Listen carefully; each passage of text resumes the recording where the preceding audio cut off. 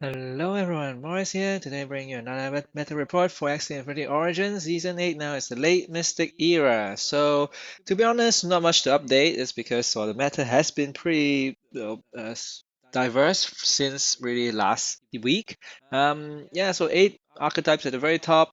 Feather and Healing Pulse are actually the most common at the very top. And, I guess Healing Pulse could be potentially a bit of a problem, but definitely nothing compared to like last season. So, in that sense, it's I would say a very good meta, very good season, or at least like for the Mystic era so far. Yeah, so I just want to say, like, well done, really, to the balancing team. It's just because not just of the balancing in terms of the existing, runes, right, and also actually adding so many new Mystic runes as well, and keeping everything balanced. Of course, the preseason testing definitely helps, and I think maybe that's really the way of, like fixing the problem of balancing preseason really helps in this case. I feel that's because there, of course, were some runes that were a bit too strong, I think, and then they were all toned down, and so yeah, now it's really becoming a pretty good Mystic era.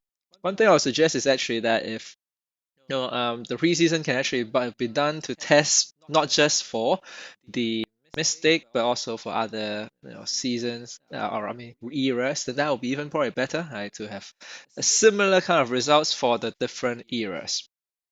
Okay, so let's get to the player-based statistics. So in this case, another roughly, I think, 7,000 players joined, and it's pretty good that actually we do see some of the lower level players starting to move up as well. So actually, one thing I saw was that a lot of people getting actually up to Boar. I think it was about 2,000 players, slowly move up like to Boar come to the last week, which is actually quite a lot in that sense, because most of them I would expect to be in just the egg or chick, right? But yeah, slowly players are moving up as well, so that's a good thing. And then the other thing that's good is that if you look at the numbers here, right, Challenger, there are now 6,000 people at Challenger, which is pretty impressive, I must say.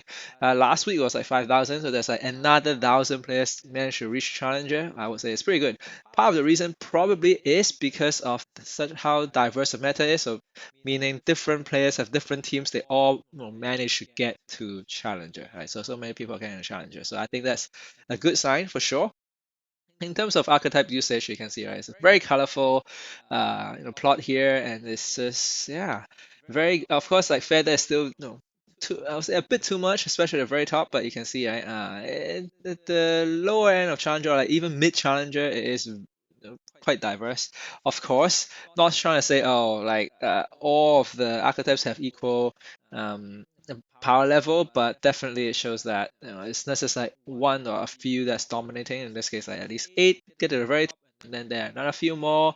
As you go down, of course, you see Anomone and like Sandals. Those might not be like the best performing, but at least like it's still viable somewhat. Of course, if you can talk about the very top, it's actually not common to see like 8 different archetypes at the top 20 or so. So that's actually, I would say an achievement for sure.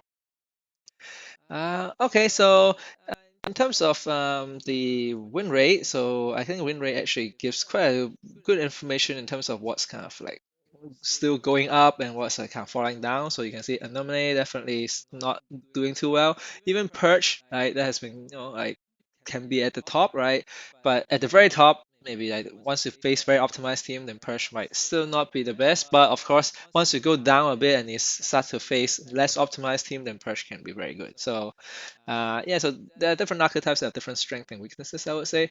Eggshell Mavis, interestingly, right, like actually somehow doing pretty well at the very top in terms of the meta, whereas like maybe lower down, slightly lower down, not as good. So in that sense, it's quite meta dependent, right? And I say meta is really the local meta of what kind of teams you tend to face most, is because different teams have different matchup.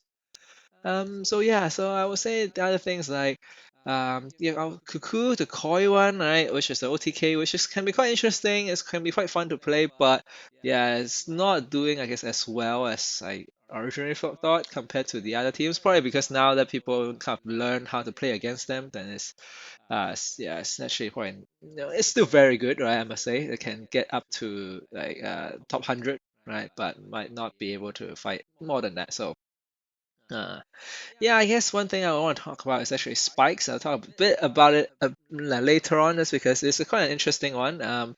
Just because it has a pretty polarizing matchup. Let's just actually get into the matchups. So for the matchups, you can see here, uh, very colorful. Like I would say, it's pretty good, right? In the sense of the, not just the colorful, but it's more about like the spread. Right? You can see it's not like, oh, there's a whole row that has like green. Yeah, most of the rows have some green, some red, which is a good sign. I would say the main exception is probably Healing Pulse, just because you can see it's pretty much all green. I would say except, okay, with the exception of Purge. So Healing Pulse, now that it's changed in such a way that it doesn't really kill off like well, it targets basically the lowest HP, Axie, oh no, not the lowest, the highest HP, right? So that means the damage evens out. Then, of course, that means the Purge Axies will tend to be alive, right? Most of them, and yeah, then makes it harder for Healing Pulse to deal with. But otherwise, against the rest is really, yeah, pretty good. Healing Pulse is still a bit too strong, and this is where they might still need to do something about Healing Pulse. I'll say another exception would be Fury Aggro, right? So Healing Pulse sometimes will be a bit too slow against Fury Aggro, where sometimes Fury Aggro can just like take out two axes in like round 2 or 3 or something, right? So yeah, depends on the draw, of course. But yeah, so I think that's the one thing, main thing I want to talk about. The other ones I want to talk about is for sure like spikes, is because spikes is actually in a way a bit unfortunate, but it's not in a bad position. Imagine, right, the whole field is just feather, then spikes is actually doing very well. But of course, yeah, something about spikes is that it's very matchup dependent.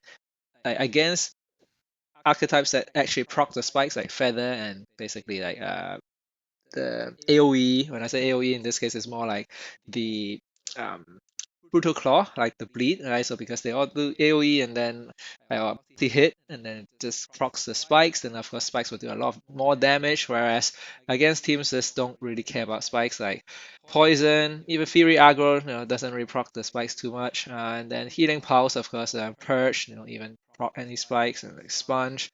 Those are just tough matchup for spikes. So that's why spikes is very polarizing. Yeah, but I'm just thinking whether if there are ways to rework it in such a way that it's like less dependent on whether the matchup is whether the opponent procs the spikes or not. So they're very opponent dependent. In this case, matchup dependent, really. Okay, so I think that's pretty much all I want to go through. Again, as usual, do check out the blog post for more information. And yeah, that's it, and I'll see you in the next video.